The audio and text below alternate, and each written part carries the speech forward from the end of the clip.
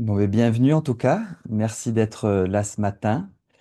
On est heureux d'être avec vous et de partager ce moment. Donc, c'est un sujet pour lequel on a eu quelques questions aussi qu'on va traiter, qu'on a intégré spécialement dans cette masterclass afin d'y répondre, en tout cas du mieux qu'on le puisse. Euh, donc, c'est un programme qui est assez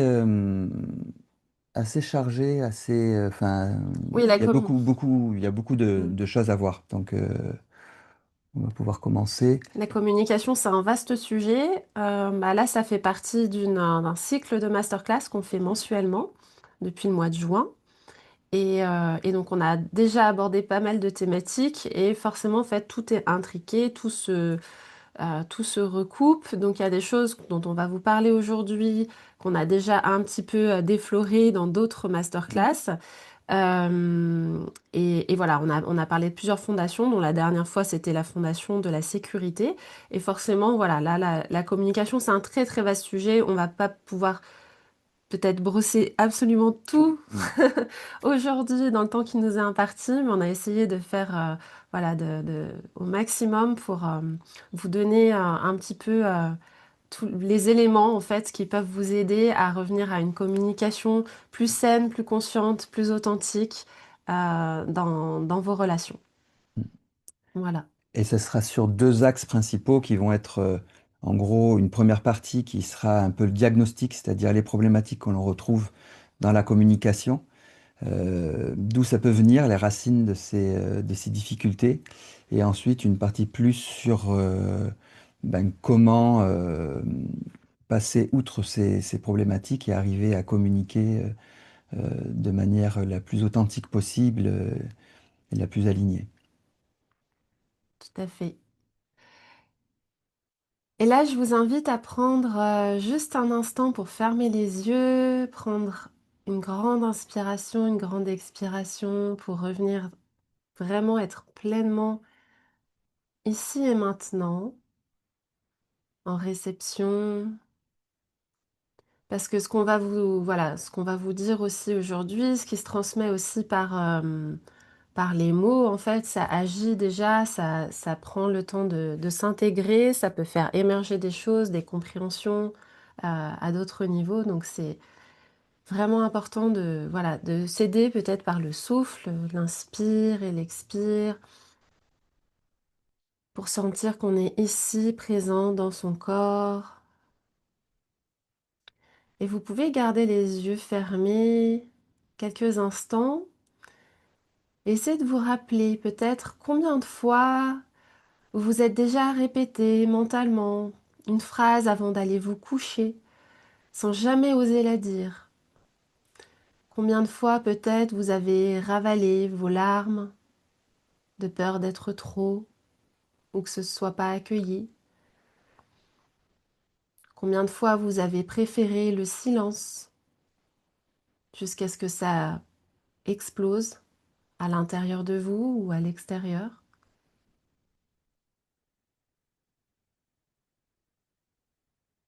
Ça, c'est des exemples de choses peut-être qui peuvent résonner ou non, qui sont ressorties dans des témoignages qu'on a eus, qui partent euh, globalement de 4 douleurs centrales qui sont ressorties des témoignages qu'on a reçus. Je ne sais pas comment dire sans blesser. Je me sens coupable de poser mes limites. J'ai peur que ma vérité détruise tout. Je ne comprends pas pourquoi on se parle mal. Oui, ces difficultés ne sont pas des échecs, ce sont des indices. Ils pointent vers nos blessures qui ne sont pas guéries. Et c'est précisément en comprenant d'où viennent nos blocages qu'on peut commencer à parler vraiment, avec authenticité. On a vu déjà dans les deux dernières masterclass, notamment sécurité intimité, qu'il était important de poser un cadre de confiance pour pouvoir avoir une communication qui soit le plus authentique possible et le plus sécure. Et aussi, on a vu aussi dans la masterclass Oser offrir une nouvelle dimension qu'il y avait un moyen aussi de se retrouver en ritualisant des rendez-vous euh, à la fréquence qui vous semble le plus adaptée. Donc aujourd'hui, nous allons d'abord comprendre ce qui nous empêche d'avoir une communication vraie, de voir nos blessures, pardon, nos croyances, les différentes projections, la culpabilité. Et ensuite, nous verrons comment agir malgré ces blocages, voir des outils concrets pour parler vrai et aimer mieux. Ce qu'on observe en fait souvent, c'est que c'est pas un manque de technique de communication souvent qui nous bloque. Alors bien sûr qu'on va vous partager des outils qui aident beaucoup dans ce sens. Euh, mais les principaux blocages, ils viennent de notre histoire. Avec quoi on arrive dans la relation à l'autre et donc avec nos blessures, nos croyances, nos conditionnements, chacun respectivement. Et souvent se met en place un jeu de communication qui est chargé de tout ça. Donc on a observé 5 blessures relationnelles qui peuvent se jouer dans nos rapports à l'autre et dans notre communication. Donc la première, vous devez les connaître, ces blessures relationnelles. Donc la première blessure, enfin une blessure, donc c'est le rejet. Le message qui s'est intégré souvent avec la blessure du rejet, c'est si je montre qui je suis vraiment, on va me rejeter. Ça, c'est la croyance du coup qui s'est intégrée avec cette blessure. Et le comportement souvent qui est adopté en conséquence, c'est je me tais, je me fais petite, je ne dérange pas.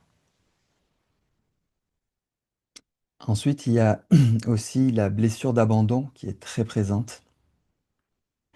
Et dans cette blessure, donc le message qu'on a intégré la plupart du temps, c'est si je demande trop, on va me quitter. Et le comportement souvent qu'on va adopter, ça va être qu'on va ravaler ses besoins, je ravale mes besoins et j'attends qu'on devine mes besoins. Ça, c'est vrai que c'est quelque chose qu'on rencontre beaucoup. Hmm. La blessure d'humiliation aussi.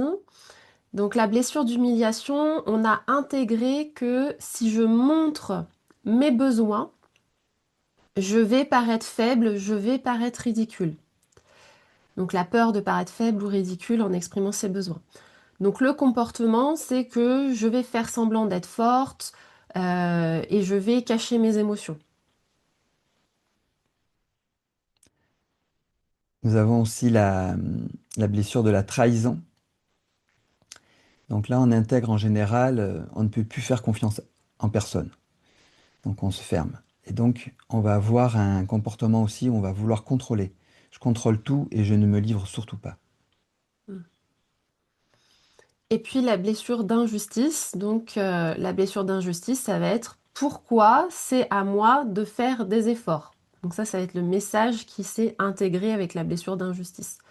Et le comportement qui peut en découler, c'est je vais comptabiliser, je vais comparer et je vais me fermer. Parce que je pars du principe que c'est pas à moi de faire des efforts. Et ça vient d'une blessure. Donc par exemple, on peut retrouver des comportements. Donc par exemple, un homme qui a grandi avec son père, qui était un père très colérique. Donc il intègre qu'en fait, parler, c'est un danger. Et donc Mm. adulte, c'est quelqu'un qui va éviter les conflits. Et donc dans la communication, il va éviter de parler ou dire les choses pour éviter les conflits, tout simplement. Oui. Et du coup, sa partenaire, elle peut potentiellement le vivre comme de l'indifférence. Alors qu'en fait, c'est une réaction de protection de sa part à lui par rapport à son propre vécu. Si tu ressens de l'indifférence, c'est peut-être que tu as eu Mm. une blessure de rejet. Voilà. Donc ça fait des ping-pong. Ça nous réactive. On est chacun dans nos névroses et on est réactivé dans nos névroses. Là, on vous pose un peu le cadre d'une espèce de diagnostic de ce qui explique pourquoi on est souvent dans des communications défaillantes. Et que c'est des fois difficile de se parler de manière apaisée. Parce qu'on est très souvent réactivé Exactement. dans nos propres blessures. Ça peut être le cas aussi d'une femme, par exemple, qui a été éduquée à être très sage, qu'il faut pas être trop exigeante, et qui va jamais vraiment s'autoriser à demander, et qui, on en a parlé juste avant, qui va attendre que l'autre devine, et qui a intégré que si l'autre ne devine pas de quoi elle a besoin, c'est qu'elle est pas vraiment aimée en fait. Que l'autre, s'il l'aime, s'il ou elle l'aime, Il devrait peu importe, savoir. c'est pas plus masculin que féminin, si il ou elle l'aime, devrait savoir de quoi elle a besoin et devrait anticiper son besoin et devrait répondre à son besoin qu'elle n'a pas exprimé. Sauf qu'en fait, le problème derrière ça, c'est pas vraiment le manque d'amour, enfin, c'est pas un manque d'amour, c'est la permission que la personne ne s'est pas donnée elle-même de pouvoir exprimer en fait son besoin. Et des raisons pourquoi on n'exprime pas nos besoins. Mm, mm. Donc, ce que je vais vous inviter à faire, juste une petite minute, c'est fermer les yeux et respirer profondément. Et reprenez conscience d'une situation récente où vous n'avez pas osé parler. Quelle émotion vous traverse à ce moment-là? De la peur, de la colère, de la honte, tristesse. Et sans chercher à analyser, laissez juste cette émotion être là. Observez-la et observez où elle se manifeste en sensation physique, par exemple, dans votre corps, votre gorge, votre poitrine, votre ventre. Y a-t-il un endroit où cette émotion prend racine, prend forme, et accueillez-la. Respirez dans cette zone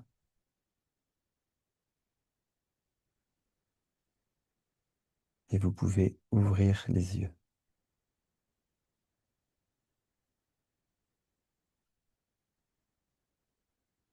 Voilà, alors là, on vient vraiment pour toucher du doigt potentiellement ce qui est activé en termes d'émotion quand on vit ça. Euh, Parce que l'émotion, elle se vit dans le corps, en fait. Elle a toute une histoire. Euh, mais vraiment, pour pouvoir transformer, en fait, ces blocages qu'on peut ressentir, ce qui est en train de se manifester, bien sûr qu'il faut aller beaucoup plus profondément. Là, on vous invite déjà à pouvoir ressentir un peu ce qui se joue. Mais pour le déprogrammer, vraiment, ça nécessite bien sûr de descendre plus profondément dans la sensation, dans l'émotion, aller à la racine de ça pour pouvoir le déprogrammer. Nous, c'est ce qu'on propose dans nos accompagnements. On travaille avec l'intelligence du corps, l'intelligence des émotions notamment. Bien sûr qu'on ne peut pas vous faire ça dans le cadre de la masterclass. C'est pas, le cadre n'est pas adapté. Mais voilà, c'est pour déjà, peut-être pour vous développer cette écoute, de savoir un petit peu ce qui se joue, d'où ça part. Et en passant, c'est vraiment en passant par le corps qu'on peut venir libérer tout ça et venir déprogrammer ce qui s'est programmé. Euh, ce ce qu'on appelle la communication consciente, ce que Aruna Lipsitch, alors j'ai son bouquin là, que vous connaissez peut-être, qui a écrit un très beau livre, voilà, c'est à l'envers, mais Aimer, et ça ça s'apprend. s'apprend, qui est très intéressant. Elle parle de développement relationnel par opposition au développement Personnel. personnel. Donc ça, c'est vraiment très intéressant, mais de garder quand même à l'esprit, même si là, on parle de communication avec, donc dans le cadre de nos relations, ça n'empêche pas, ça ne se substitue pas à un cheminement personnel. Parce qu'en fait, on est deux individus qui se rencontrent et qui vont rentrer en communication. Donc on vient aussi avec tout ce qui nous compose. Tous nos bagages. Voilà, donc on peut venir cheminer et adopter. d'autres façons de faire dans la relation via la communication, mais bien sûr que ça se substitue pas à tout ce qu'on peut faire de soi à soi pour venir guérir aussi ces blessures qui sont là en nous, nos modes de fonctionnement, de façon à quand on rentre dans la relation après, il n'y ait pas les mêmes schémas qui se jouent et les mêmes blessures et les blessures qui ne sont pas activées en fait. Et l'autre est le miroir, est un miroir aussi, Oui, justement, de pouvoir observer ses propres blessures. Et c'est ça qui est intéressant aussi dans la relation. tout à fait. Et là, nous, ce qu'on vous propose, c'est donc c'est ce qu'on commence à faire hein, déjà, de vous présenter un peu le terrain qui explique pourquoi c'est compliqué. Et on va vous proposer justement des outils, des pistes pour apprendre à communiquer malgré nos blessures. Parce qu'en fait, ça, c'est tout un cheminement en fait. Bien sûr que nos blessures, elles vont pas forcément disparaître comme ça, là, du jour au lendemain. C'est très important déjà de prendre conscience de qu'est-ce qui nous habite. Donc ça, c'est un premier pas qui est déjà énorme. Mais ça n'empêche pas que même si on n'arrive pas à régler tout ça dans les mois qui viennent ou dans les années qui viennent, on puisse quand même adopter des outils, une façon de communiquer qui est plus saine. Voilà. Donc c'est ce qu'on vous propose notamment dans cette masterclass. Donc, on va parler des croyances, ces croyances qui nous empoisonnent et qui empoisonnent le dialogue. Donc, ce sont des programmes qui sont souvent hérités de notre éducation, de la société, de nos expériences passées, bien sûr. Et ces croyances sont les croyances fréquentes que l'on retrouve, ça va être par exemple, si j'exprime mes besoins, je suis égoïste. Hmm. Ou la croyance que un couple qui s'aime ne se dispute jamais. Ou si je dis non, je suis pas un bon partenaire. Ou encore la croyance que l'amour, ça devrait être facile. Ou si il ou elle m'aimait, elle devrait ou il devrait deviner. Et la croyance de si je demande, c'est que je suis faible. Donc ces croyances, c'est pas une vérité. C'est des conditionnements et donc comme c'est des conditionnements, on peut les déconstruire. Euh, une des choses qu'on a observées dans les témoignages qu'on a eus, nous ce qu'on peut voir aussi dans les accompagnements, euh, un des points de friction les plus importants qu'on rencontre souvent, c'est la culpabilité. Ça peut être un blocage qui est vraiment très très fort dans la communication. Alors, il y aurait énormément de choses à dire sur la psychologie de la culpabilité. Euh, Ça pourrait faire l'objet, et on y pense d'ailleurs, d'une masterclass à elle seule. Donc là, on n'a pas prétention à faire le tour de toutes les raisons et de vous expliquer tout ce qui peut expliquer les schémas de la culpabilité. Mais déjà de vous donner un petit peu quelques pistes, quelques éléments en fait de réponse par rapport à ça. Comme déjà, ben, d'où elle vient, cette culpabilité. Donc il y a plusieurs sources possibles. Donc il y a l'éducation qui est une des premières sources avec des messages qu'on peut intégrer. Par exemple, qu'il faut être gentil, dire toujours oui Mm. pour, voilà, ben, pour être bien dans la société. Euh, Aussi, on peut très bien avoir ce message de ben, il faut pas déranger, il faut être sage, penser aux autres d'abord. Ça, c'est des sacrés conditionnements Ouais. déjà par l'éducation. La blessure d'abandon vient nourrir aussi cette culpabilité. Si on a intégré le message que si je dis non, on va me quitter, donc il y a on a enregistré cette idée que l'amour est conditionnel. Je t'aime si tu es comme ceci ou comme cela. Donc il y a il y a aussi les injonctions, les injonctions pardon, genrées, comme ben, pour une femme, soit douce, accommodante, pas chiante, ou soit une bonne mère, et qu'une bonne mère ou une bonne épouse, ben, elle ne dit jamais non. Pour les hommes, ça va être qu'on retrouve très souvent, c'est un homme, ben, il soit fort, ne pleure pas, ne montre pas tes émotions, assume. Donc ça, c'est aussi très commun. Mm. Donc on a aussi des injonctions qui sont liées aux empreintes religieuses, selon les différents courants. Donc ça, bon, ben là, il y en a beaucoup. On sait que dans notre société, il y a aussi là, La fameuse la culpabilité culpabilité judéo-chrétienne. judéo-chrétienne. Donc voilà, mais on le retrouve dans tous les différents courants, c'est assez souvent. Et puis on a aussi le transgénérationnel qui peut jouer, hein, la culpabilité dont on hérite des fois par des schémas familiaux, qu'on hérite. Enfin, moi j'ai pu l'observer par exemple des héritages de ma mère, de ma grand-mère, sur des culpabilités comme ça qu'on se transmet de génération en génération. Voilà, c'est des choses. Il y a plein de, euh, il y a plein d'explications qui, qui peuvent nous faire comprendre pourquoi on vit cette culpabilité souvent à se positionner, à s'exprimer, exprimer nos besoins, cette difficulté-là. Donc comme autre source aussi, il peut avoir des sources qui vont être traumatiques, c'est-à-dire à des Mm, moments, des expériences passées qui ont été très douloureuses, euh, où par exemple, petit, on s'est exprimé librement en disant, je sais pas, des choses qui nous viennent du cœur, et puis derrière, il y a une punition et on comprend pas. Donc, ou quand voilà, on a senti qu'exprimer nos besoins était devenu dangereux, puisque les parents sont colériques, et il y a un retour de bâton fort. mm. Donc ça aussi, c'est des choses possibles qui vont nourrir cette culpabilité. Et puis, il peut y avoir aussi la confusion entre l'amour et le fait de plaire. Euh, C'est-à-dire qu'on peut avoir intégré le message que aimer, c'est ne jamais contrarier l'autre. Euh, si, euh, Si je l'aime vraiment, je dois tout accepter. Et donc, il peut y avoir cette culpabilité en fait, à dire non et à ressentir différemment parce qu'on a intégré ce message-là. Euh, donc, vraiment, la culpabilité, c'est pas avoir comme un défaut, c'est vraiment un signal qui porte vers une blessure et très souvent une blessure d'enfance. Donc quand on se sent coupable de poser une limite, ce qui est intéressant, c'est de se demander quand est-ce que j'ai appris qu'exprimer mes besoins dérangeait? Quand est-ce que j'ai appris que dire non, c'était potentiellement perdre l'amour de l'autre?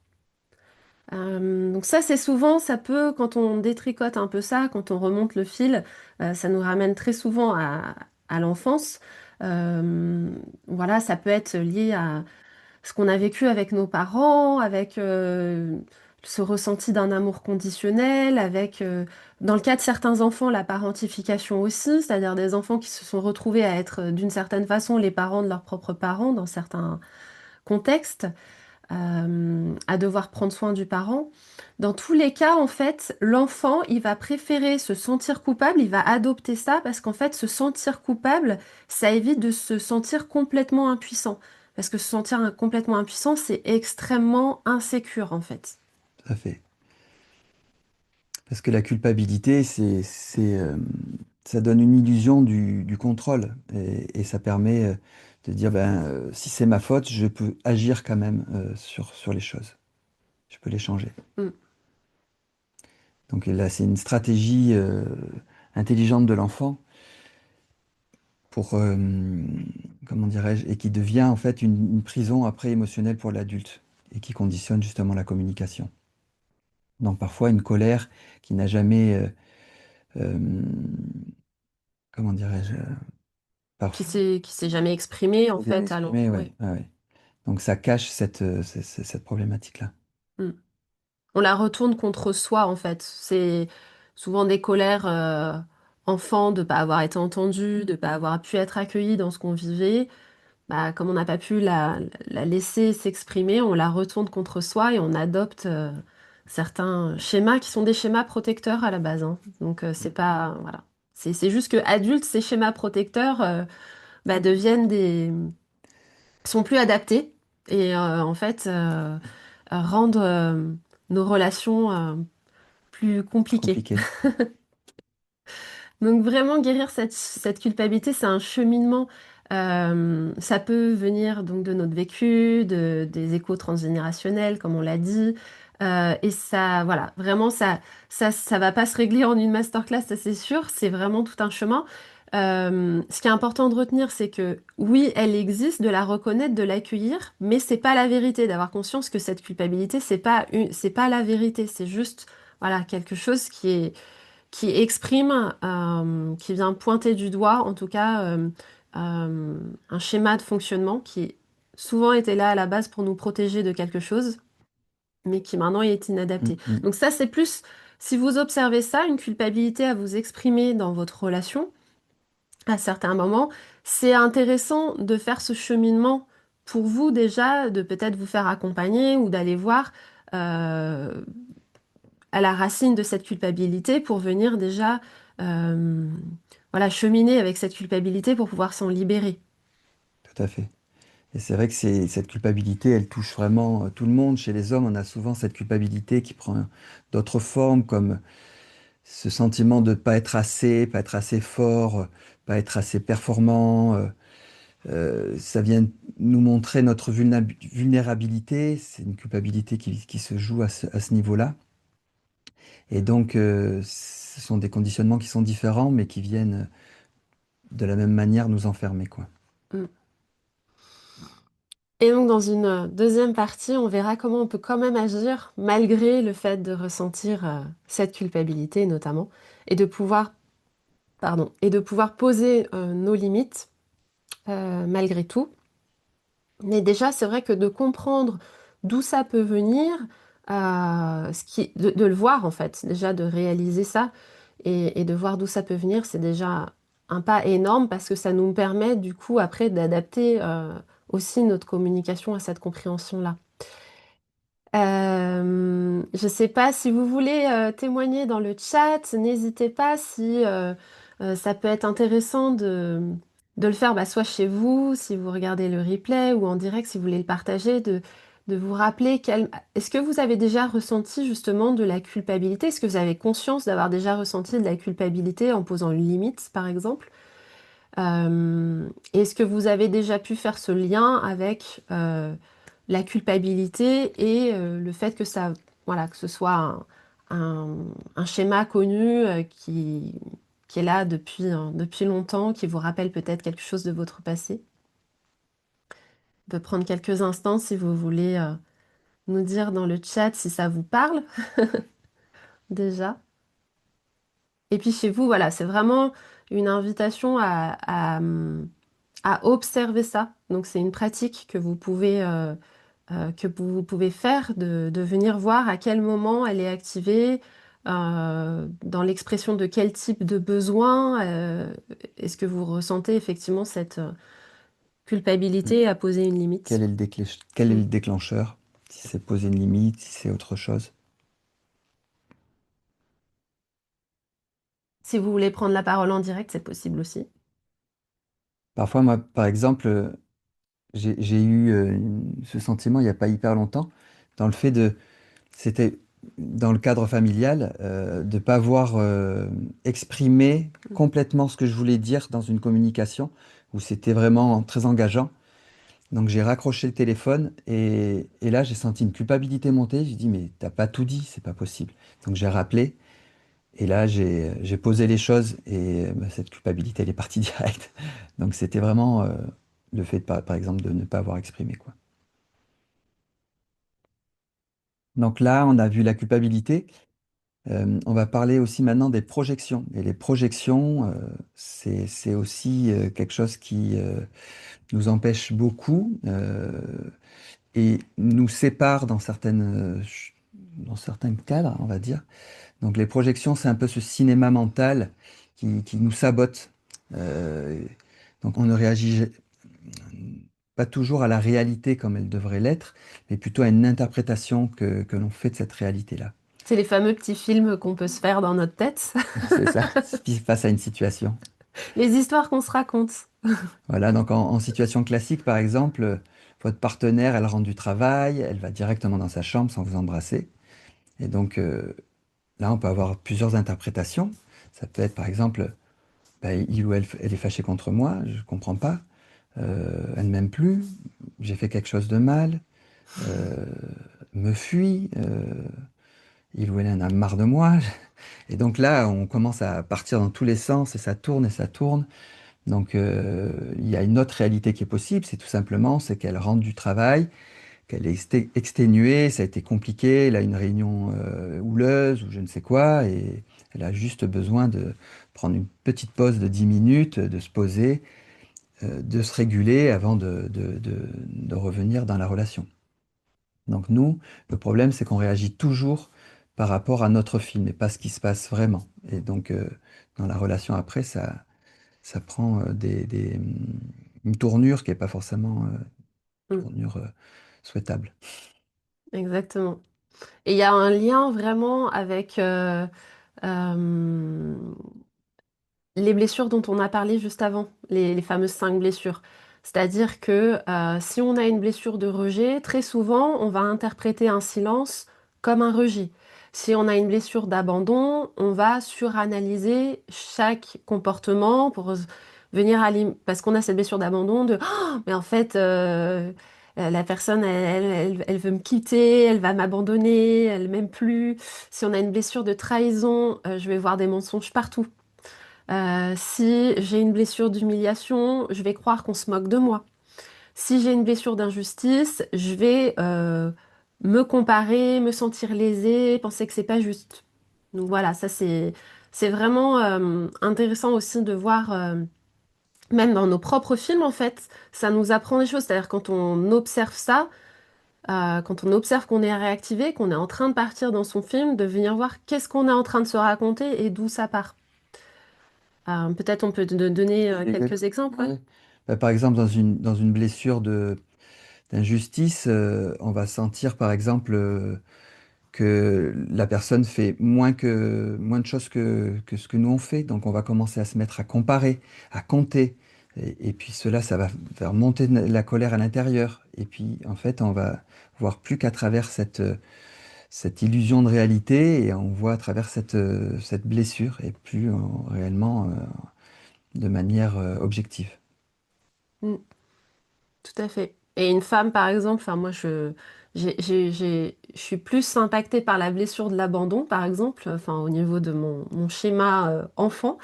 Et donc, quand on est avec cette blessure de l'abandon, potentiellement, bah, on peut interpréter aussi chaque moment de solitude comme un signe qu'on nous aime plus. Donc, on va avoir constamment besoin d'être réassuré par rapport à ça euh, ouais, voilà, d'avoir besoin que l'autre nous rassure, en tout cas par rapport à ça. Et en réalité, c'est pas un manque d'amour, c'est vraiment une problématique de sécurité intérieure. Donc ça, on en a parlé notamment dans d'autres masterclass, mais quand je parle de sécurité intérieure, c'est aussi en fait cette sécurité qui est nourrie par l'amour de soi en fait. Et plus on chemine avec cet amour de soi et de se rencontrer et de s'aimer soi, moins il y a cette sensation de vide que l'autre a besoin de combler, notamment dans la blessure d'abandon. Mm. Alors on a Myriam qui nous Merci. partage, merci, un témoignage. Je suis en train de dépasser progressivement des schémas hérités, beaucoup de colère pendant longtemps car aucune possibilité d'exprimer quoi que ce soit enfant, à part avec mes grands-mères. Adulte, c'est plutôt des regrets de ne pas avoir dit au bon moment, retenu des mots pour ne pas choquer, aller trop loin. Mm. Ouais. Bah, Bah là, c'est un peu exactement ce que j'avais ressenti la dernière fois au téléphone. Donc j'avais peur d'aller trop loin, c'était ce qui m'empêchait. Et en fait, en m'écoutant, en sentant justement cette culpabilité arriver du fait de ne pas avoir exprimé ça, je l'ai fait.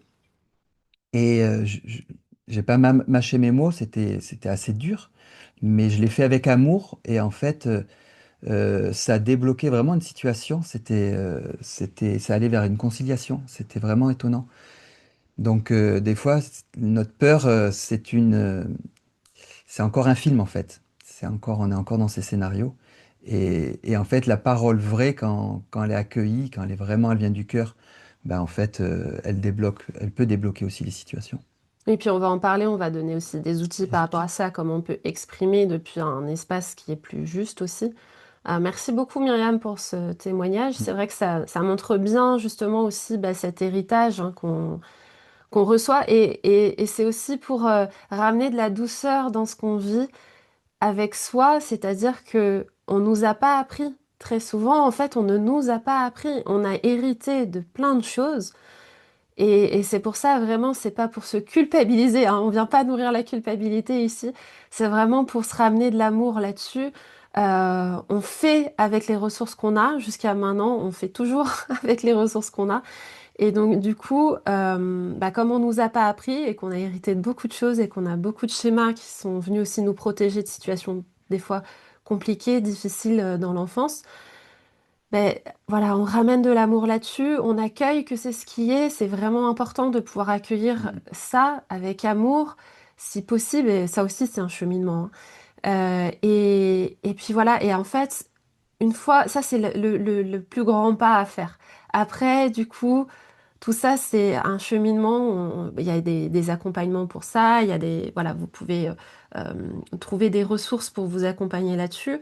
Euh, mais vraiment, déjà, on comprend en fait ce qui est en train de se jouer et c'est beaucoup plus facile après de venir dépasser, comme tu le dis, Myriam, progressivement, euh, ce qu'on a intégré et ces schémas. Voilà, donc forcément, quand on a ces films mentaux, ces projections, et qu'on on ne vérifie pas justement nos interprétations, il y a des conséquences. Et les conséquences, ça peut justement créer des conflits. Euh, on va se couper de l'autre aussi. On va faire des reproches. On fait des reproches qui sont injustes. On nourrit un ressentiment. On peut détruire aussi la confiance. Mm. Et ce qui est compliqué, c'est que très souvent, on est certain chacun d'avoir raison. Parce que, pourquoi? Parce qu'en fait, notre ressenti, il est réel. Et notre ressenti, il est indiscutable. On peut jamais discuter un ressenti. Un ressenti, il est toujours réel, il est toujours... personne peut remettre en cause ce que vous ressentez. La problématique, c'est pas le ressenti, c'est que notre interprétation, en fait, elle peut être complètement fausse parce qu'elle vient justement de ces films qu'on se raconte, de nos conditionnements, etc. Donc, c'est vraiment intéressant. Plus vous allez être à l'écoute de vos ressentis, de ce qui est réactivé chez vous, de ce qui se joue, plus ça va vous donner des pistes sur le message que vous donne votre corps, le message que vous donnent vos émotions sur ce qui est réactivé chez vous et ce qui a besoin d'être euh, entendu et qui a besoin peut-être d'être rassuré. Euh, voilà, donc ça peut être intéressant chez vous et n'hésitez pas à continuer de témoigner si vous avez d'autres choses à nous partager, euh, de, de prendre quelques instants aussi, parfois, voilà, soit à la fin de la journée, soit à la fin de la semaine, enfin, d'avoir un moment où vous pouvez vous poser aussi et vous dire à quel moment je me suis raconté complètement un film en fait dans ce qui s'est passé. Souvent, dans le moment, quand on réagit, c'est pas là où on va on est dans notre film. Mais après, quand on peut, avec un peu de recul, dézoomer et se dire, ah oui, effectivement, puis en plus, effectivement, après avoir parlé avec lui ou elle, je me suis rendu compte que bah, j'ai mal compris, j'ai interprété, etc. Et pourquoi je me suis joué ce film-là, c'est intéressant. Et en fait, de le noter, ça peut être intéressant parce qu'en fait, au fil du temps, vous allez peut-être trouver un scénario à chaque fois d'activation qui est le même ou le même type de scénario en fait qui se rejoue. Et donc ça, c'est assez intéressant à observer pour pouvoir après venir le détricoter. Tout à fait. Donc maintenant, on va aborder, qui est un peu une conséquence de cela, trois attitudes toxiques qu'on va retrouver vraiment dans ces cas-là. Et donc, si on veut résumer un petit peu ce qu'on a vu, c'est que donc il y a face à nos blessures que l'on a, nos croyances ou nos projections, on va adopter des stratégies adaptées pour éviter. C'est des stratégies d'évitement, pardon. Et donc, on a vu dans la dernière masterclass, je ne sais pas si vous l'avez suivi ou pas, mais en tout cas sur la partie sécurité et intimité, la théorie polyvagale. Et cette théorie polyvagale montre que face à une situation qui nous dérégule, on va adopter il y a trois grandes Il y a trois grands types de Trois- comportements, de- réactions en tout cas tout- face à cette au déclenchement en fait de notre système nerveux face à un choc, face à une peur, face à un trauma, enfin quand on est euh, voilà, face à quelque chose qui nous réactive. Donc la première chose, ça peut être le silence, qui est en fait la fuite. Donc c'est la fuite passive, hein. Donc c'est je vais ravaler mes besoins, je vais pas faire de vagues, euh, donc je vais rien dire, je vais me taire. Je vais générer du coup en moi une frustration, potentiellement du ressentiment ou une distance émotionnelle avec la personne qui m'a activée. Et l'autre, il va pas forcément comprendre ce qui se passe parce que l'autre, il sait même peut-être même pas qu'il y a un problème en Mm, fait. mm. Ensuite, il va avoir l'explosion, qui est une fuite plus active. Donc là, on s'est tu pendant un moment, et puis d'un coup, on explose de manière complètement disproportionnée. Donc, ben, résultat, l'autre, il comprend pas du tout ce qui se passe, se sent attaqué, se referme. Donc la vraie demande de départ, elle est noyée dans la colère et on comprend plus rien. Oui, ça pourrait être presque de l'attaque en fait, mais ça peut être une méthode de fuite où on laisse pas, parce qu'on laisse pas du tout place à l'autre, enfin on fuit le problème, mais c'est aussi Mm. un peu une réponse d'attaque aussi, comme on peut l'avoir avec la réponse défensive. La réponse défensive, c'est aussi, on est dans ce fameux, le combat Le quoi. combat, Sauf qu'on se met là, on se met pas en position d'attaque, on se met en position de défense, mais en réalité, on rentre dans cette notion du combat. Donc ça va être je parle pour avoir raison. Je suis pas dans l'idée de me relier à l'autre. Je parle pour avoir raison. On rentre du coup dans une guerre d'ego parce que potentiellement les deux protagonistes veulent pas lâcher le morceau. Il y a une surenchère. Et là, dans ces moments-là, il y a séparation en fait. Enfin, on n'est pas en train d'essayer de se relier. On est juste dans je veux avoir raison. Je me défends parce que je me sens attaquée. Je veux gagner, je veux pas essayer de comprendre. Je suis dans l'optique de je veux avoir raison. tout à fait. Et dans tous les cas, ces trois attitudes, elles ont un point commun, c'est que elles protègent l'ego, mais elles tuent l'intimité. Mm. Et c'est tout à fait possible qu'on passe de l'une à l'autre des situations enfin voilà, chacun de nous, hein, on n'est pas forcément que dans une façon de réagir. Ce qui est intéressant, c'est Ce qui est intéressant, c'est de voir laquelle domine chez vous, en fait. Est-ce qu'il y a plus une dominante? Est-ce qu'il y a plus une stratégie qui a été adoptée de silence? Est-ce qu'il y a plus une stratégie de je veux avoir raison? Enfin voilà, c'est intéressant de venir observer ça. Est-ce que je suis plus dans le silence, l'explosion, la défense? Voilà. Donc ça, c'est quelque chose que vous pouvez faire aussi, ben, d'observer et de noter. Tout ça, c'est vraiment précieux. C'est tout ce qu'on vit dans la relation, même quand ça se passe mal, même quand c'est inconfortable, c'est des expériences et c'est des apprentissages et c'est des occasions de grandir en conscience avec ça. Donc là, l'idée, c'est pas de se flageller avec, c'est vraiment de pouvoir se dire après coup, parce que souvent quand on est dedans, on est réactivé, c'est pas à ce moment-là que c'est facile de venir analyser ça, mais de se dire qu'est-ce que j'apprends sur moi et sur ma façon d'être à l'autre par rapport à ce qui vient de se passer. Tout à fait. Voilà, donc maintenant, on a vu, on a compris ce qui bloque. Donc on va commencer à regarder maintenant ce qui permet de débloquer ces situations-là. Oui, alors ça c'est la bonne nouvelle, c'est que effectivement on sait que nos blessures elles vont pas disparaître du jour au lendemain. C'est un cheminement. Nous aussi, enfin on est encore en chemin avec tout ça, hein. Mais on peut apprendre à communiquer malgré elles, malgré nos blessures, malgré voilà tout ce qui nous a conditionnés. Ça ne veut pas dire qu'on ne peut pas faire le process de venir guérir tout ça en parallèle, mais la bonne nouvelle, voilà, c'est que ça ne nous empêche pas de communiquer depuis un autre espace.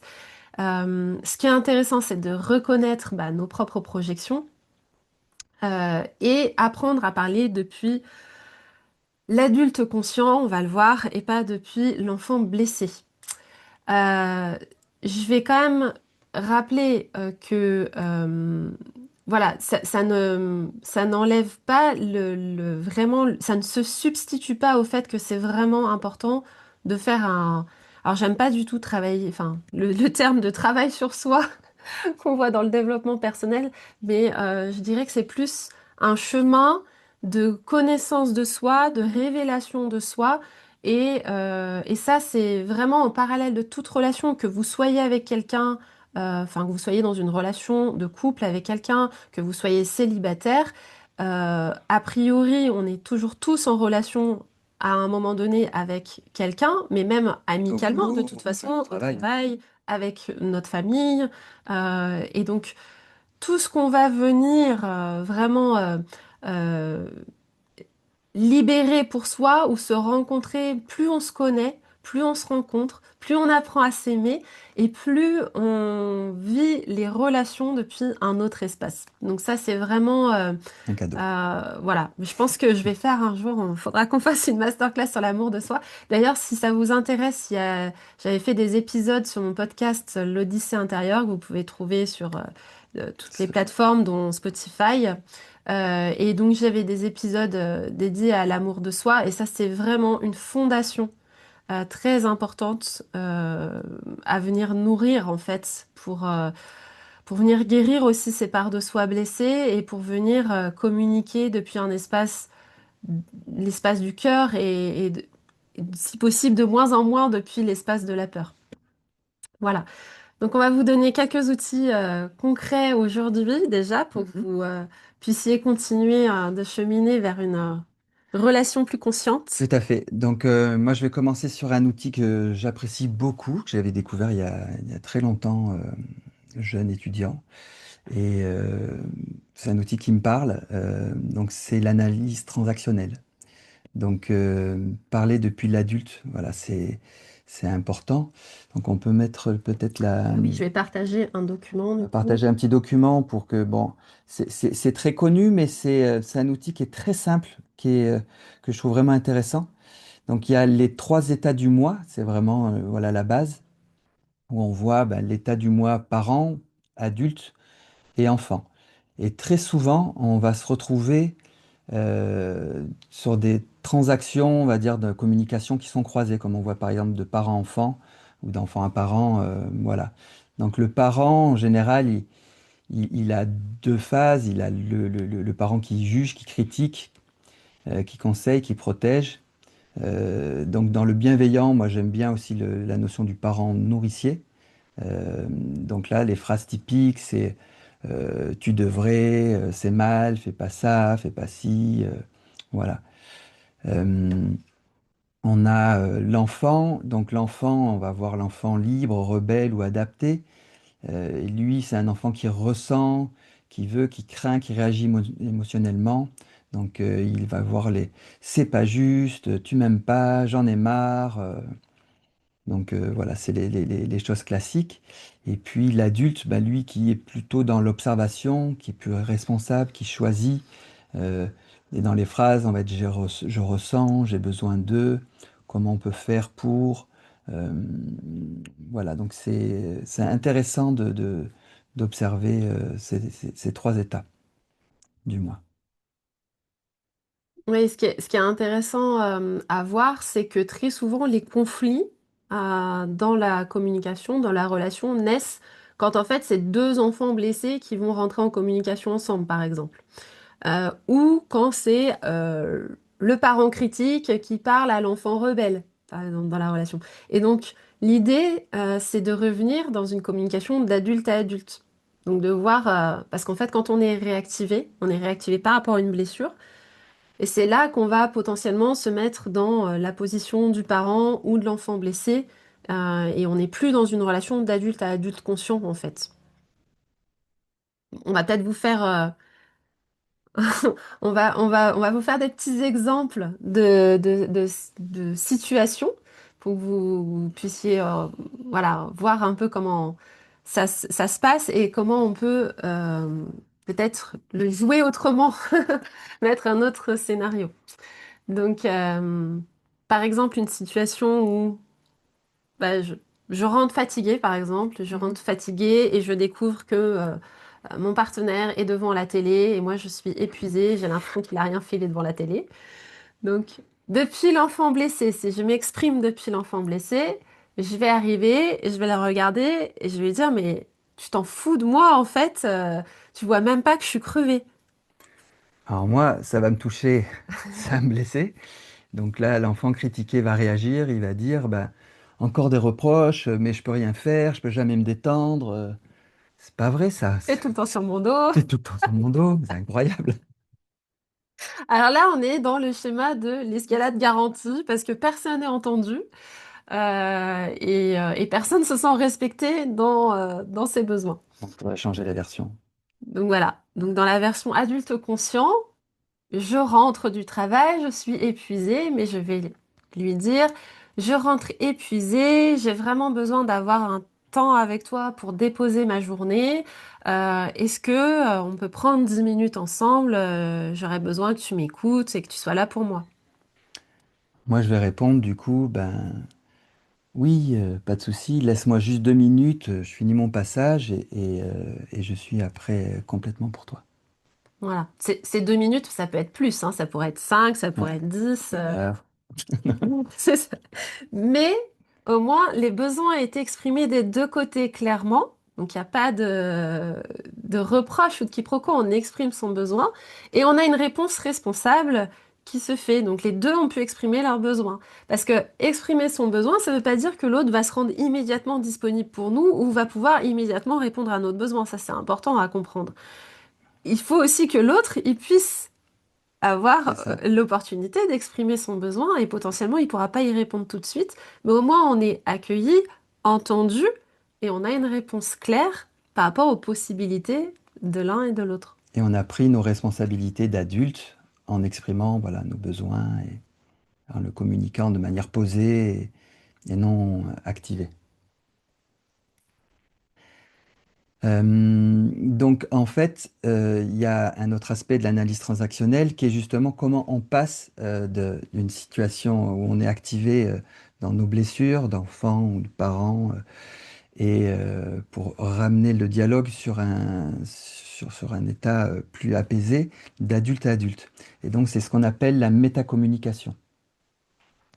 Donc quand un échange se tend, c'est souvent pas le fond qui crée la tension, mais plutôt la manière dont on se parle.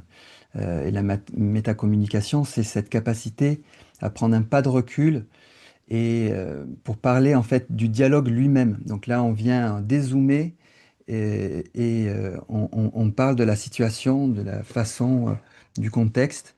Donc, par exemple, on peut dire, je sens qu'on se coupe la parole, par exemple dans un dialogue qui commence à s'envenimer.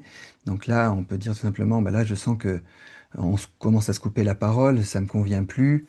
J'aimerais qu'on retrouve un échange plus posé. Voilà, ça c'est une façon de faire, par exemple, tout simplement en reprenant ce recul-là, ou parler de ce ressenti en disant, si on se sent un peu agressé, parce que la discussion elle tourne mal, de dire, ben là, je vois que je me referme un peu, ce sujet me touche plus que je le pensais.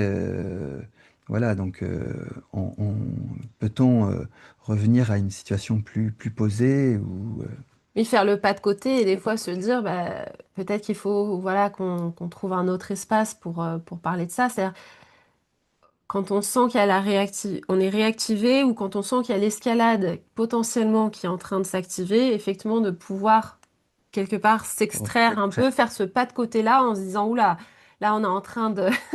Mais on vient pas accuser l'autre, on vient parler de soi. Je sens que je me referme, voilà, j'ai besoin que et on c'est prenne un peu toujours de dans recul cette avec ça. observation de soi, de ce qu'on ressent dans la discussion, si d'un coup on sent que voilà, ça devient plus confortable, c'est que la discussion n'est plus d'adulte à adulte et c'est comment on va remettre ça euh, Remettre de la de la conscience en fait. conscience. Mm. Mm.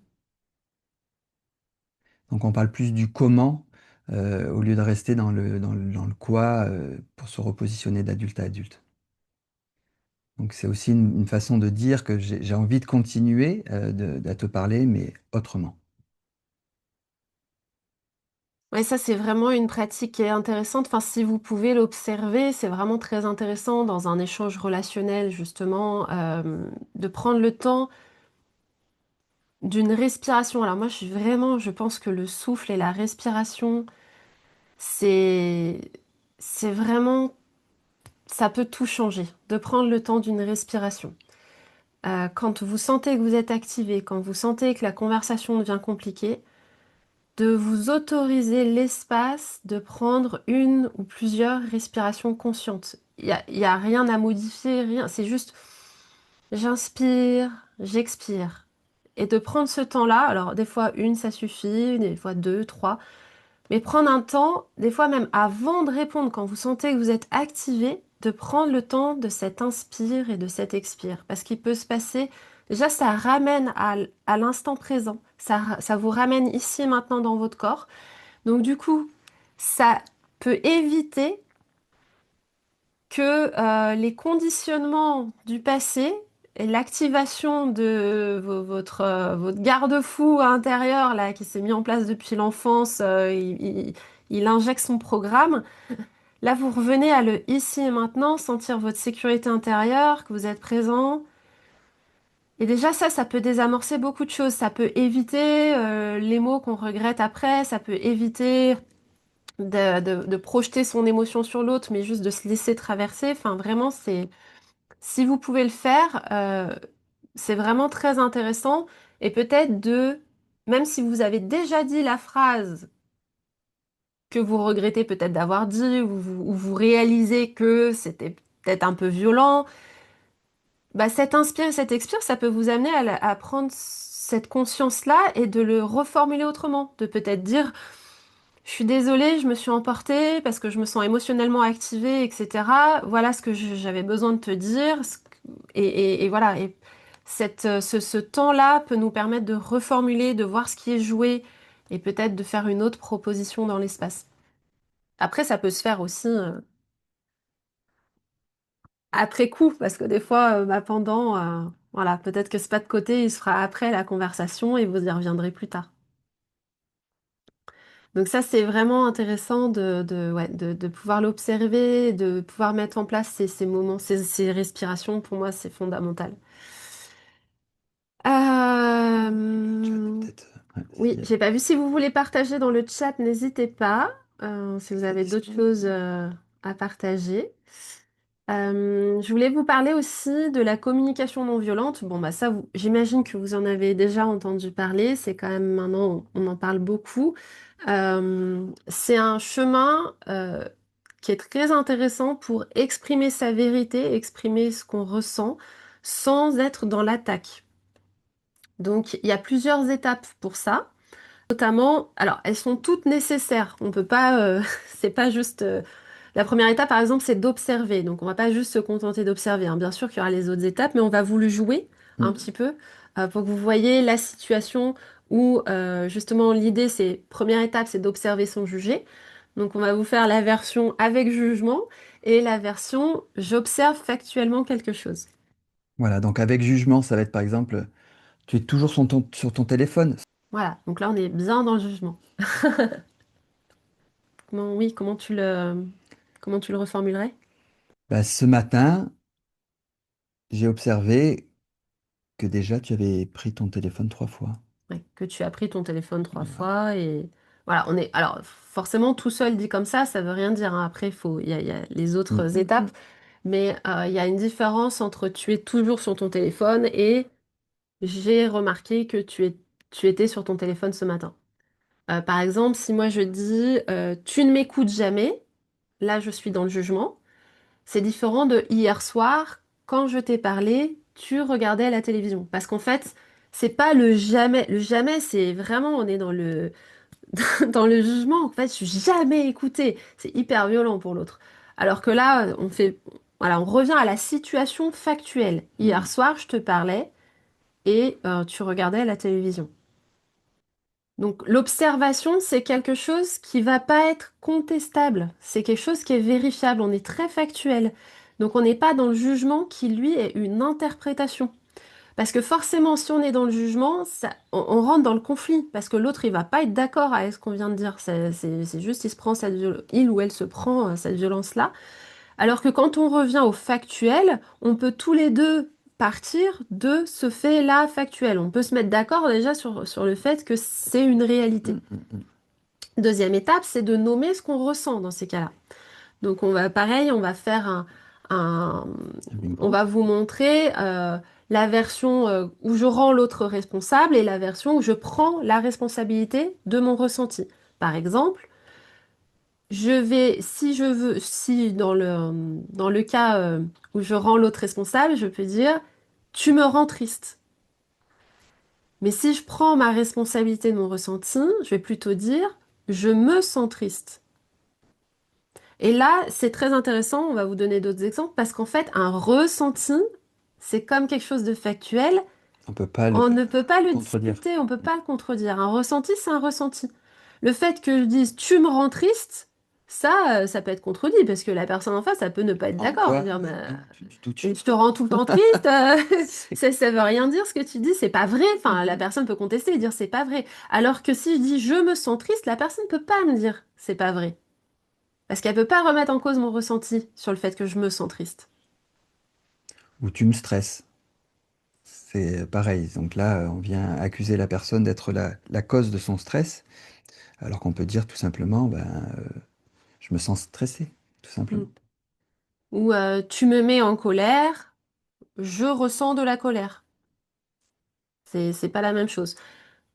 C'est notre vérité, notre ressenti, c'est notre vérité. Donc c'est important de revenir à ça à chaque fois parce que c'est, encore une fois, incontestable. Troisième étape, c'est de pouvoir exprimer son besoin. Parce que alors, donc on a observé, on a exprimé son ressenti, et maintenant il faut pouvoir exprimer son besoin. Donc dans l'expression du besoin, il y a une différence entre exiger et reprocher à quelqu'un ou faire part de son besoin. Par exemple, Tu devrais être plus présente. Donc ça, c'est mon besoin. En fait, mon besoin, c'est qu'elle soit présente, mais je l'exprime d'une manière un peu accusatrice, donc c'est un reproche. avec le tu, voilà. Il me reproche de ne pas être assez Voilà. présente. Alors que j'aurais pu dire tout simplement, ben, j'ai besoin de présence. J'ai besoin que tu sois là, de te sentir. Pourquoi tu fais jamais attention à moi? Là, je suis dans le reproche. Alors qu'en fait, je pourrais le formuler, j'ai besoin d'attention. J'ai besoin que tu prêtes attention à moi. On peut aussi dire, tu pourrais faire un effort quand même.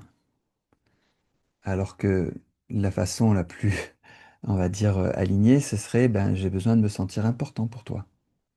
Ou j'ai besoin que tu Ou m'aides. j'ai besoin que tu m'aides. Et ça, c'est vraiment fondamental parce que les besoins, en plus, ils sont universels. C'est-à-dire que tout le monde a besoin de sécurité, tout le monde a besoin d'amour, de reconnaissance, de repos. Enfin, c'est quelque chose qui parle. Quand on parle de son besoin, c'est quelque chose, ça peut faire écho à l'autre. Et en plus, quelque part, quand on s'autorise à exprimer son besoin, in- indirectement aussi, on autorise l'autre à pouvoir le faire. On ouvre un Tout à espace fait. où on peut exprimer ses besoins. Alors, c'est bien quand il y en a un qui commence, des fois qui montre la voie, mais ça autorise justement aussi des fois l'autre qui s'autorise pas forcément aussi à le faire. La quatrième étape, c'est formuler une demande, mais c'est une demande négociable, bien sûr. C'est pas un ordre ou un ultimatum. Donc, c'est très très différent. On fait une demande claire, ouverte. Par exemple, au lieu de lui dire arrête ton téléphone, là je lui donne un ordre en fait.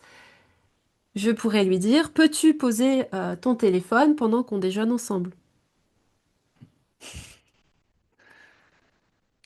Si j'ai envie d'être écouté, je peux lui dire, tu dois m'écouter maintenant. Mais là, je lui donne aussi un ordre, alors que je pourrais dire, es-tu disponible pour m'écouter, s'il te plaît? Oui, est-ce que tu es disponible pour m'écouter? Je peux être énervée et dire à la personne si tu continues comme ça, je pars. Ou je pourrais le formuler à qu'est-ce que tu pourrais faire pour me montrer que tu es présent? par exemple. Alors après, bien sûr, ça dépend de la demande, hein. C'est déclinable avec plein d'autres choses, bien sûr. Mais la demande laisse la possibilité aussi à l'autre de dire non. Donc ça ne veut pas dire que l'autre va dire oui ou accéder à la demande. Mais de toute façon, si on ne fait pas la demande, on se ferme déjà d'avance la possibilité que l'autre y réponde. On laisse pas le choix. Là, on prend le risque d'un non, mais on prend aussi le risque d'un oui. Donc ça, c'est important. Je vais peut-être vous présenter une situation avec justement tout ça mis bout à bout, l'observation, le ressenti, le besoin, la demande. Si par exemple mon partenaire rentre tard et travaille tard tous les soirs, dans la version reproche, ça pourrait être tu rentres encore tard du travail, tu penses qu'à ton boulot, tu penses pas à moi, je compte pas pour toi.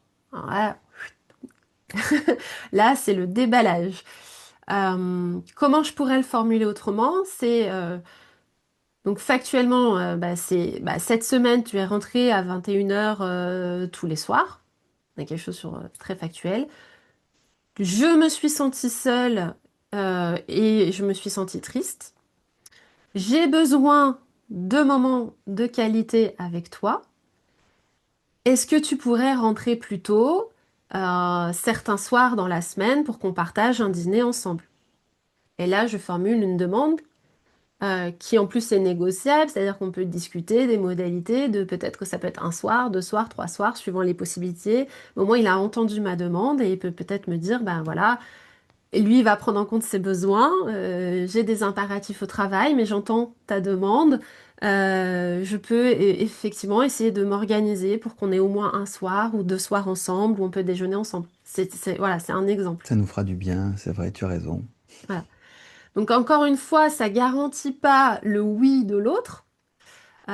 Et très souvent, on se ferme à poser la demande à l'autre parce qu'on n'a pas envie d'entendre un non. Ça, c'est aussi, des fois, plutôt que d'entendre un non, on préfère pas demander. Mais en fait, du coup, on crée une frustration et on en veut à l'autre de pas avoir fait quelque chose qu'on n'a finalement pas demandé. Euh, mais pourquoi ça change tout de faire cette demande? C'est parce que d'une part, ce qu'on n'exprime pas s'imprime, donc ça s'imprime en nous.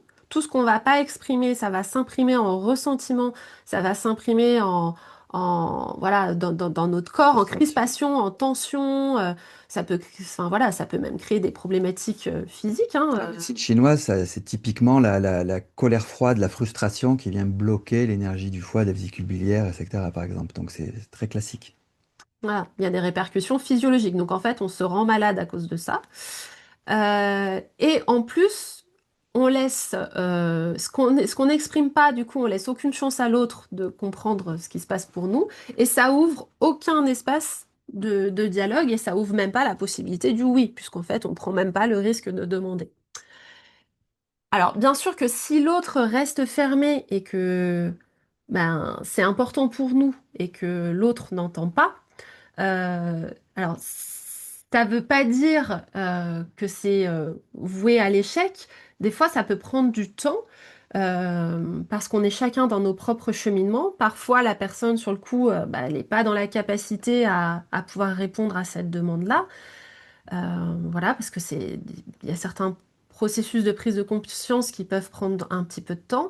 Et après aussi, bah, ça peut révéler une incompatibilité à un endroit. Et à ce moment-là, bah, ça nous met face aussi à parfois certaines incompatibilités qui peuvent être douloureuses, mais qui vont nous amener à nous poser avec ça plutôt que de l'ignorer, de faire l'autruche ou de mettre sous le tapis. Mm, Et mm. de se dire, qu'est-ce que je fais de ça? Dans quelle mesure c'est vraiment important pour moi? La, mon ou ma partenaire peut pas répondre à ça. Est-ce que c'est quelque chose dont je peux me passer ou est-ce que c'est vraiment, ça me rend trop malheureuse? Et dans ce cas-là, ben, voilà, ça implique après d'autres échanges et d'autres discussions et d'autres mises à plat voilà, sur du fond. Et voilà, on n'est pas en train de vous dire que forcément ça va Ça va être déboucher magique surtout. sur sur le fait que les deux se trouvent un accord commun, hein. Mais c'est aussi ça, c'est-à-dire c'est ne plus se leurrer, ne pas vivre dans une relation qu'on projette ou dans laquelle on n'est pas authentique. Et l'authenticité, c'est vraiment la base aussi de la relation, d'une relation consciente, harmonieuse, épanouissante. Voilà. Donc, l'invitation, c'est vraiment pour vos prochains échanges, potentiellement, d'observer, si vous pouvez, dans des échanges un peu engageants, bien sûr, qu'est-ce qui s'est passé concrètement, donc voir si je reviens à du factuel, qu'est-ce qui s'est passé de façon factuelle, qu'est-ce que j'ai ressenti, de quoi j'ai besoin, et qu'est-ce que j'aurais pu demander clairement. Voilà. Vous pouvez vous reprendre une situation comme ça pour voir comment elle aurait peut-être pu se jouer et du coup pour pouvoir la prochaine fois peut-être le ressentir et comprendre ce mécanisme-là et pouvoir le mettre en place. Euh, donc maintenant, on va parler de l'importance aussi de créer un cadre sécure. Donc c'était vraiment l'objet aussi de la dernière masterclass sur sécurité intimité. Mais dans le cadre de la communication, c'est aussi vraiment très important. Donc on ne peut pas tout se dire n'importe quand ni n'importe comment. Donc il y a des règles d'or à respecter au niveau de ce cadre-là. Donc comme par exemple choisir le bon moment. Mm. Donc il y a des mauvais moments, par exemple ben, quand on est fatigué, affamé, stressé, juste avant de dormir, parce qu'on ne sait pas comment la discussion peut évoluer, et donc ça peut perturber la nuit, donc c'est pas une bonne chose, ou en plein conflit émotionnel, ou bien sûr, ben, ça c'est évident devant d'autres personnes, par exemple. Oui, on évite, on évite ça Voilà, donc devant la la famille, famille, les les amis. amis. Donc, j'ai déjà, j'ai déjà vécu ça d'un couple devant nous, c'était très gênant. Donc les bons moments, bah, c'est plutôt déjà se demander d'abord, bah, c'est quoi le bon moment pour toi, si on parle de quelque chose d'important. Donc on se met d'accord sur ce moment-là. Et puis après, bah, se prévoir un créneau où on peut justement poser ça pour y dédier ce moment de parole. Et puis, quand les deux sont aussi disponibles émotionnellement. Mm. Donc là, on est dans la situation où en fait, vous avez besoin d'avoir une discussion en profonde avec, avec une personne avec qui vous avez besoin d'échanger depuis un bon espace. Et donc, pareil, quand on annonce son intention, par exemple, si moi j'ai besoin d'ouvrir cet espace-là avec mon partenaire, je vais lui formuler mon intention. Il faut que mon intention soit claire. Si je lui dis il faut qu'on parle, je pense qu'il y a quasiment tout le monde, il faut qu'on parle. On a tous un petit quelque chose qui se crispe à l'intérieur en mode mon Dieu, Qu'est-ce qui va se qu'est-ce qui passer? va se passer? À quelle sauce je vais être mangée? Euh, Déjà, c'est trop vague, c'est hyper anxiogène. Et alors là, pour peu qu'on ait facilement les petits films qui s'actionnent dans notre tête, Hmm. on peut partir très très facilement Non, non. dans nos scénarios. Ça fait très alarmiste. Et ça a vraiment, le premier truc qui vient, c'est il y a un problème, il faut qu'on parle. Donc, je pourrais le formuler autrement en disant, bah voilà, j'aimerais partager avec toi quelque chose d'important. J'aimerais qu'on puisse échanger, qu'on puisse renforcer notre lien, clarifier certaines choses. Et donc j'aurais besoin d'un temps avec toi pour ça.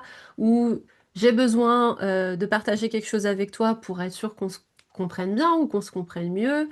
Je voudrais qu'on prenne un moment pour parler de nous. Enfin, c'est déjà voilà, l'intention, elle donne déjà une direction de connexion à l'autre, pas de conflit. Et donc ça, c'est vraiment important, la façon dont on formule aussi nos demandes Hmm. quand on veut créer un moment de communication avec l'autre. Voilà, on peut aussi éviter les négations, c'est-à-dire que dans la façon de parler, quand on parle de négation, le message, il n'est pas forcément bien perçu. Par exemple, quand on veut justement parler de notre intention, j'aimerais te parler, mais je ne veux pas te blâmer. Euh, Donc là, ce n'est pas pour te blâmer. Ce terme-là, on va retenir blâmer. Et donc là, on va être sur la défensive. Donc le cerveau, il entend que ça, il n'entend pas la négation. Donc souvent pour les enfants, on le dit justement de ne pas dire ne crie pas ou ne pleure pas, et il va faire le contraire. D'autres On dit cours pas, exemples, il court. voilà, ne t'inquiète pas, ben, j'entends, je m'inquiète, euh, je ne Je suis suis pas pas en en colère, colère. j'entends, ben, je suis en colère, ou ce n'est pas grave, j'entends le grave. Donc il faut idéalement, c'est formulé de manière plus positivement. Donc je veux partager ce que je ressens pour qu'on se comprenne mieux, ou je suis calme, j'ai besoin de clarifier, c'est important pour moi, voilà, ces différents éléments. Après, c'est important aussi d'avoir un espace où on va garantir cette écoute mutuelle. Donc c'est vraiment, on en a déjà parlé de cette écoute active notamment. Mais au moins d'avoir vraiment un rituel d'écoute ensemble, de poser peut-être les règles avant hein, d'écoute. Si par exemple on a 5 minutes, chacun son tour, où on peut s'exprimer, où on se laisse vraiment parler, on coupe pas la parole à l'autre, on s'exprime en je, c'est-à-dire qu'on parle toujours de ses ressentis, on évite au maximum Le le tu. tu, le fameux tu qui tue. Le fameux tu ne fais jamais ou tu es ceci. Mais voilà, ramener vraiment toujours au jeu. Je ressens ça, j'ai besoin, enfin voilà. Euh, donc, on écoute l'autre activement, c'est-à-dire on est vraiment avec l'autre, on l'écoute, on ne coupe pas la parole et on ne juge pas, c'est-à-dire on cherche pas, on réagit pas non plus en disant bah non mais c'est pas vrai, on cherche pas à se justifier. Euh, Pensez à reformuler aussi. Celui qui écoute peut reformuler quelque chose pour être sûr d'avoir bien compris, après avoir écouté l'autre, hein, bien sûr. Pour vérifier, j'aimerais être sûre, est-ce que c'est bien ça que tu as voulu dire? C'est-à-dire plutôt que de partir dans des interprétations, des fois dans nos films, etc., Valider. après avoir écouté mon partenaire qui a déposé ce qu'il avait besoin de déposer, je peux venir vérifier en reformulant, est-ce que j'ai bien compris? Donc tu m'as fait part de ça, ça, ça, je voudrais être sûre d'avoir bien compris, voilà. Euh, et donc, ça, c'est vraiment des règles au niveau de l'écoute qui sont très, très importantes. C'est à la fois un signe de respect, ça évite de repartir dans un scénario où on rentre dans une guerre d'ego, j'ai raison, tu as tort, etc. C'est-à-dire qu'on vient dans quelque chose de constructif, on est vraiment dans une démarche constructive et de connexion à l'autre. Euh, et on protège du coup le lien avant de dire les choses en faisant ça.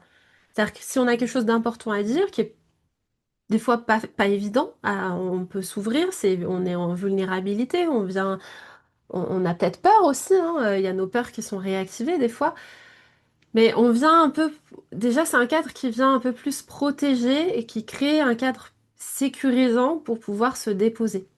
Et on s'assure aussi, ben, du coup, que chacun reparte pas avec des interrogations, des incompréhensions. Donc ça aussi est important. Donc il est important aussi ben, de ritualiser l'espace de dialogue. Donc là, on avait fait une masterclass sur offrir une nouvelle dimension à votre couple.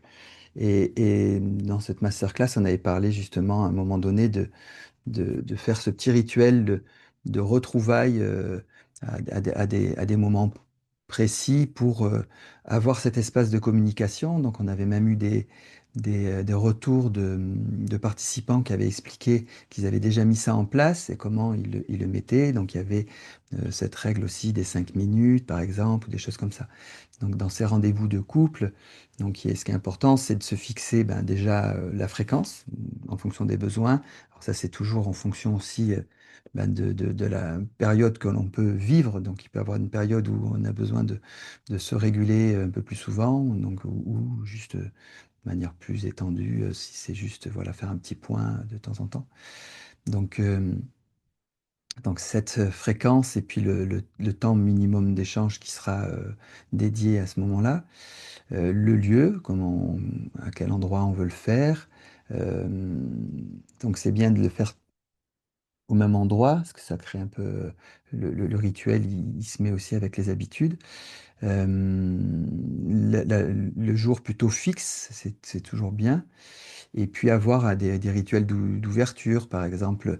La dernière fois, on a parlé d'une charte, Mm. donc on peut se lire la charte. Euh, Ça peut être aussi mettre une bougie, partager un thé, se prendre dans la main, se regarder dans les yeux pendant quelques instants, juste respirer ensemble. Donc là, Je vous partage en même temps la charte ah oui, de l'espace intime. donc Euh, c'est important, voilà, on avait parlé aussi de la je vais mettre ça. co-régulation par rapport toujours à la théorie polyvagale. Et donc, se prendre ce petit moment de respirer ensemble, de, voilà, d'être là, de retrouver cet état de présence.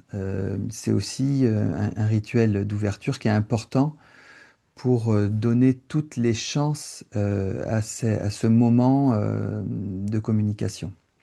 Donc, poser les règles aussi qui sont claires, on ne se coupe pas, on parle en jeu, la confidentialité.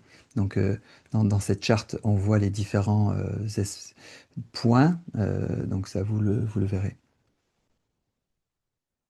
On pourra la repartager si besoin. Mais il y a plusieurs points, on l'avait présenté dans l'autre masterclass, la charte de l'espace intime. Le temps passe vite, il y a toujours plein de choses à vous dire. Peut-être on va passer un peu plus rapidement, mais sur comment on pose ses limites. On a parlé justement de la culpabilité qu'on peut ressentir, de nos peurs, de nos croyances, de nos blessures, etc. Et comment on peut agir malgré tout. Euh, donc, ce qui est important, c'est que, par exemple, si on a des difficultés à dire non, parce qu'on a cette croyance que si je vais dire non, je vais blesser l'autre, euh, ce qui est important de comprendre, c'est que, bien sûr que c'est tout. Donc, tout ça, c'est un processus, parce que ça vient avec nos blessures et nos croyances, mais dire non, c'est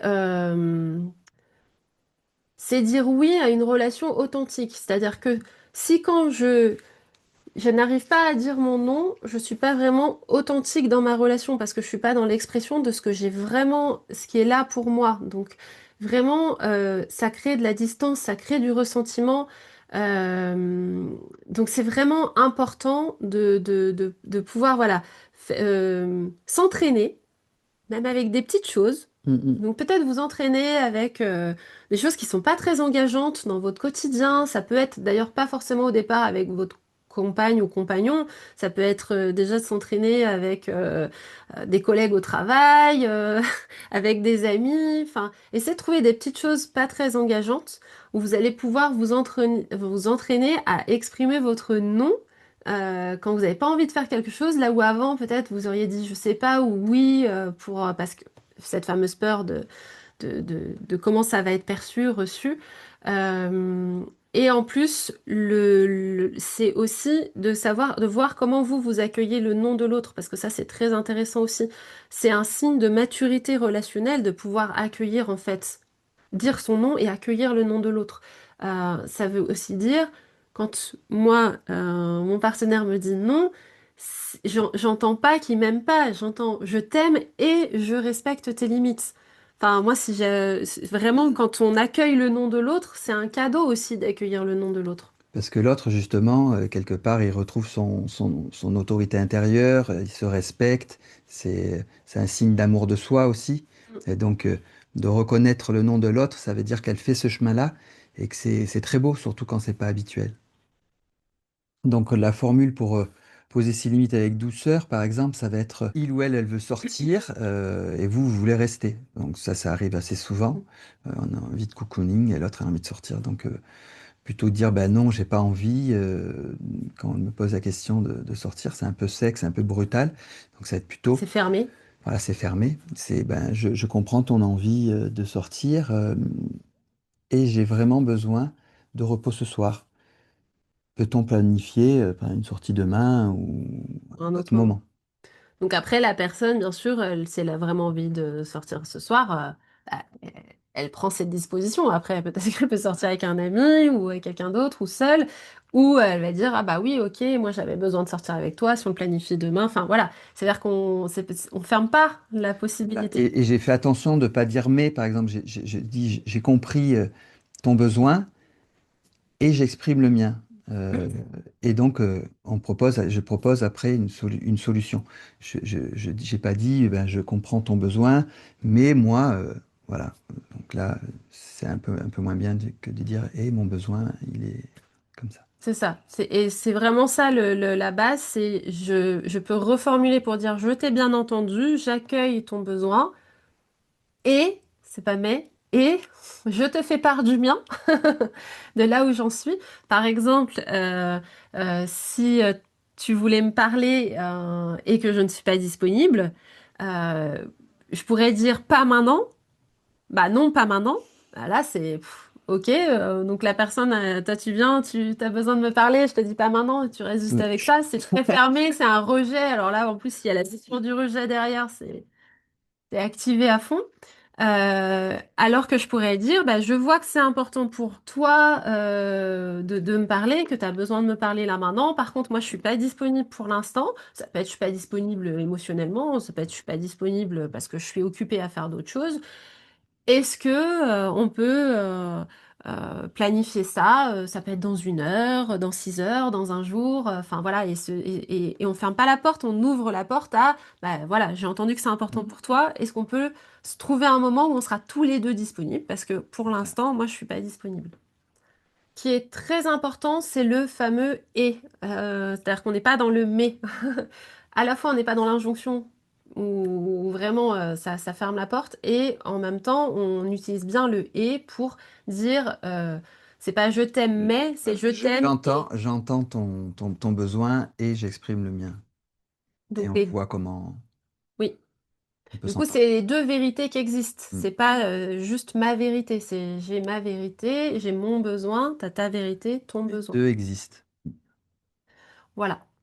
Bah, on a vu beaucoup de choses pour revenir sur le fait que bien sûr, voilà, on peut connaître toutes les techniques de communication du monde si on se rencontre pas soi enfin, en tout cas avant ou pendant qu'on rentre en relation avec quelqu'un, c'est vraiment très important d'aller aussi à la rencontre de soi. Je le redis parce que vraiment, tout ça, ça commence aussi par cette guérison personnelle. Euh, Tout se règle pas dans la relation. Il y a la part que chacun fait aussi de soi à soi. Voilà. On Euh, parle souvent que les névroses s'attirent et c'est quand même dans un but aussi justement d'observer nos névroses pour pouvoir aussi travailler dessus. Donc c'est ça le côté aussi positif du couple. On a rencontré des maîtres qui, dans, dans, dans, dans nos démarches respectives et qui disaient certains maîtres ne voulaient même pas être en couple parce que ils savaient que c'était très difficile. Donc pourtant c'est des maîtres spirituels. On pourrait dire bon ben, ben, ils se disent ben, l'épreuve le plus difficile c'est quand même le couple parce que justement il y a toutes ces interactions qui activent aussi nos propres névroses et il faut passer au-delà. Mais justement, c'est ça aussi le cadeau et la beauté, c'est que ça fait vraiment avancer. Et, euh, et c'est important de faire ce travail personnel, chacun. mm. Par rapport, c'est vrai qu'on n'a pas eu le temps de le dire, mais par rapport aux projections, les fameux films qu'on peut se faire, ça c'est si vous l'observez, c'est pas forcément quelque chose qui va disparaître comme ça, mais vous pouvez dans la communication avec votre partenaire, si vous observez ça chez vous, vous pouvez lui demander aussi d'être rassuré, de vous co-réguler ensemble, par exemple. En se racontant nos films. Voilà, c'est ça. Moi, je peux te dire, je me raconte peut-être un film, mais ou voilà ce que je, sans forcément utiliser le terme de film, mais voilà ce que je me suis raconté. Moi, en fait, quand t'as soupiré, après, je t'ai fait cette proposition, j'ai ressenti de l'inquiétude, j'ai eu peur parce que j'avais l'impression du coup que t'en avais rien à faire, et voilà ce qui s'est passé pour moi, c'est l'histoire que je me suis racontée, et j'aurais besoin de toi peut-être pour que me dises ce qu'il en est ou que tu me rassures. C'est-à-dire qu'on peut aussi demander à l'autre de nous aider et de nous Ouais. co-réguler dans les activations qu'on peut avoir. C'est quoi ton film à toi, quoi, par exemple? C'est ça.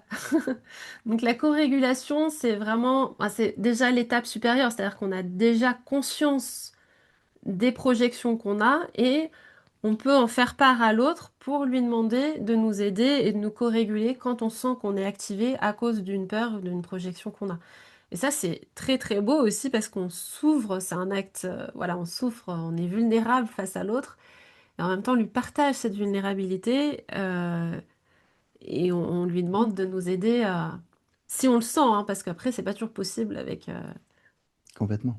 avec le partenaire suivant avec qui on est, mais en tout cas, ça peut autoriser l'autre aussi à s'ouvrir à cette vulnérabilité-là, de dire, bah voilà, je sors de mon rôle de la femme forte, je vais parler pour moi, qui dit rien et qui ose pas montrer qu'en fait, elle est vulnérable à certains endroits,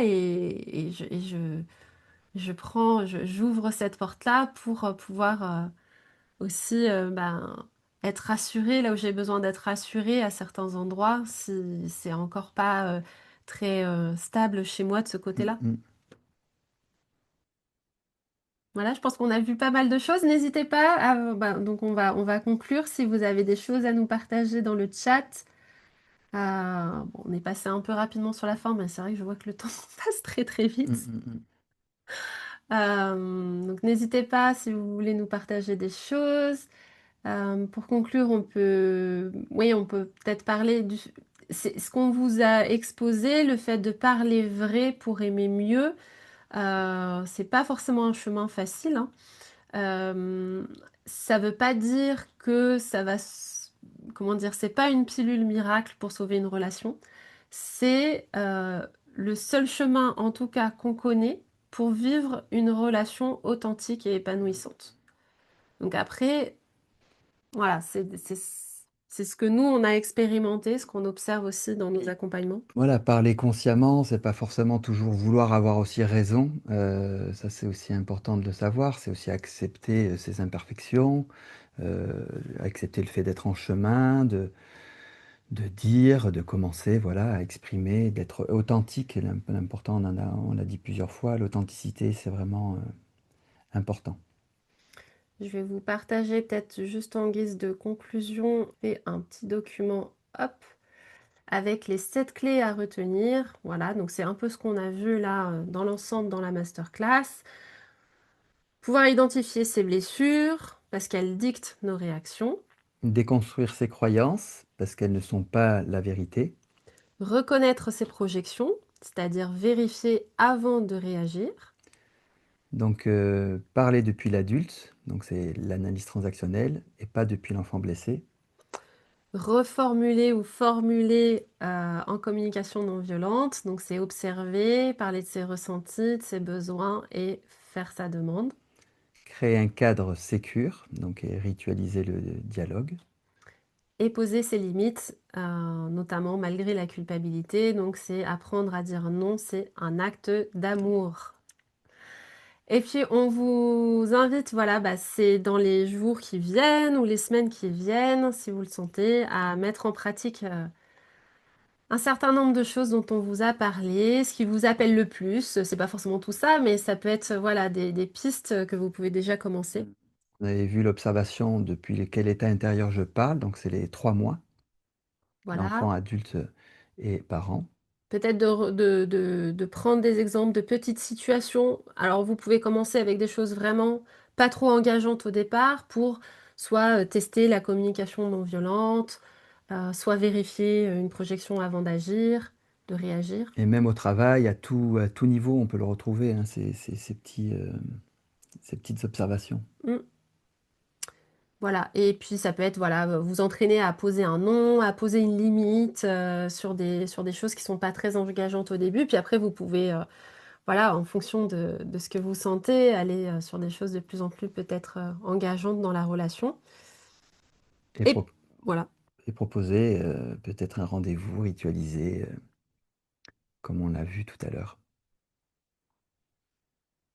Voilà ce qu'on peut partager avec vous aujourd'hui. Merci beaucoup. Je vais continuer à nettoyer l'ancien pour accueillir le nouveau dans tous les domaines de ma vie. Je regarderai avec plaisir votre chaîne YouTube. Bonne journée. Merci Merci beaucoup. Myriam, merci pour le retour. Merci, merci. Bon, c'était un plaisir de partager tout ça avec vous. Donc effectivement, vous pouvez nous retrouver sur nos réseaux. Donc moi, vous pouvez me retrouver à Christelle Sophia sur Instagram, Facebook. J'ai un site internet aussi avec tous mes accompagnements expliqués dessus. Et sur ma chaîne YouTube, Christelle Sophia, où vous allez aussi retrouver les vidéos des masterclass. Voilà, donc moi ça va être sur mon site internet sylvaindecoster.com ou sur mon Insta ou sur la chaîne YouTube aussi Sylvain de Coster. Voilà. Et dans le cadre donc du couple alchimique, on propose ces masterclass mensuelles. Mhm. Et on propose également une retraite, le couple alchimique. Là, on n'a pas encore posé la date. A priori, la prochaine date, ça va être Au en mai. printemps. A priori, en mai. Mm. Mais on vous tiendra informé dès qu'elle sera fixée. Vous pouvez déjà aller voir sur la page du couple alchimique et vous pouvez déjà vous préinscrire si vous voulez avoir des renseignements. Enfin, ça engage absolument à rien.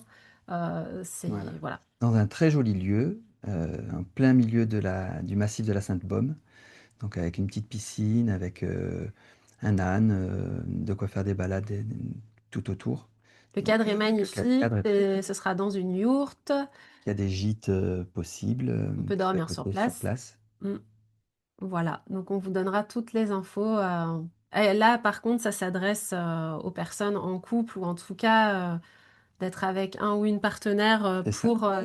donc voilà, on reste à votre disposition. N'hésitez pas à partager autour de vous si ça vous a plu et vous pouvez nous suivre sur nos différents réseaux. On vous souhaite Merci encore. un très bon week-end à tous Au revoir. et à la prochaine masterclass.